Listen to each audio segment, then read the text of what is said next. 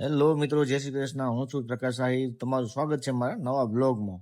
હવે આ સાયકલને હલાવતા મને મારું બચપન યાદ આવી ગયું, કારણ કે બચપનમાં આવી સાયકલ તમે ક્યારે જોઈ નહોતી.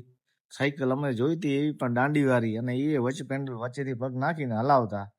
ત્યારની સાયકલો ને અત્યારની સાયકલો એટલી બધી અપડેટ થઈ ગઈ છે કે એમની કોઈ કલ્પના કરેલ નહોતી આપણે.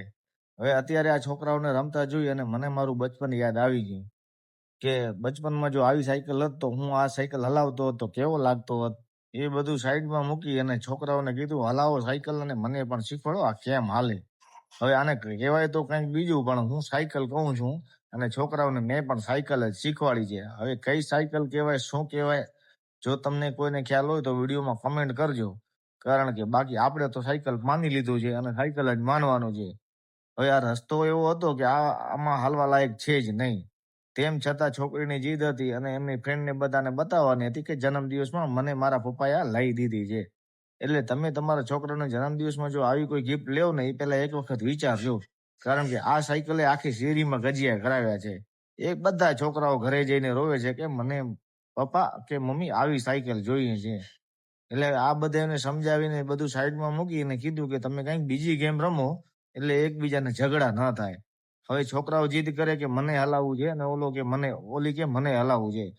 હવે આ છોકરાઓ તો તમે સમજી શકો છો કે એકબીજાની વસ્તુ કોઈ આપવામાં તો માનતા જ નથી. હવે આ બધી ગેમો જોઈ અને મારું બચપનમાં યાદ આવી ગયું, કારણ કે પહેલાની ગેમો અને અત્યારની ગેમો એટલી બધી અપડેટ થઈ ગઈ છે કે તેમની કોઈ વાત જ ના કરો. કારણ કે પહેલા અમે કઈ રમતા નહીં, તો તેમાં અને અત્યારમાં ઘણું અપડેટ છે. હવે મારી ઉંમરના જેટલાઓ હશે એમને ખ્યાલ હશે કે આપણે જ્યારે રમતા ત્યારે આવું કોઈ આવતું નહીં. હવે અત્યારે જોજો એ કઈ રીતે થપ્પો દાવ રમે છે. હવે થપ્પો દાવમાં રમનારા 2 જણા છે, અને અત્યારે છોકરાઓ ભગવાન જાણે કેમ, પણ અત્યારે સર્કલ જ નથી. અમે જ્યારે ગામડામાં રમતા ત્યારે 25-30 જણા છોકરાઓ હતા, અને રમવામાં એટલી બધી મજા આવતી કે તમે કોઈ વાત જ ના કરો. કારણ કે અત્યારે તો સિરી વાઇઝ 2-3 છોકરાઓ છે નાનામાં નાના, એ ભેગા થઈને રમે છે. અને એમાંય 1-2 છોકરાઓ તો ના, આ મારે નથી રમવું, ઓલો કે છે મારે આ નથી રમવું. અને અમારા વખતે કે એક જણો કે આપણે આવી રમશું એટલે બધા એગ્રી હોય. અને ક્રિકેટ રમવા જઈએ તો આખું ગામ મેદાનમાં હોય, સમજી લ્યો. કે એવું નહીં કે અત્યારને બધા છોકરાઓની એક્ટિવિટી બધાની બદલી ગઈ છે. કોઈને થપ્પો દાવ રમવું છે, કોઈને મોબાઈલમાં ગેમ રમવી છે, કોઈને કાંઈ રમવું છે.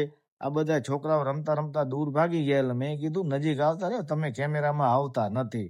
હવે કેમેરામાં નહીં આવો તો મારે વ્લોગ કઈ રીતે બનાવો, કઈ રીતે મારે તમારી એક્ટિવિટી દર્શકોને, આપણા વ્યુઅર્સને બતાવી. છોકરાઓને બોલાવીને નજીક લેવડાવે કે ભાઈ અંજવારામાં આવો તો કેમેરામાં આવશો, નહીતર કેમેરામાં નહીં આવો તો મારો તો પચકો થઈ જાય છે. હવે વિડીયોમાં પચકો થાય એ પહેલા લાઈક, શેર અને સબસ્ક્રાઇબ કરવાનું ભૂલતા નહીં. Tata, bye bye. મળશું આવા જ નવા વ્લોગમાં. લાઈક, શેર અને સબસ્ક્રાઇબ કરવાનું ભૂલતા નહીં. Tata, bye bye. ફરી એક કહું છું, સબસ્ક્રાઇબ કરજો.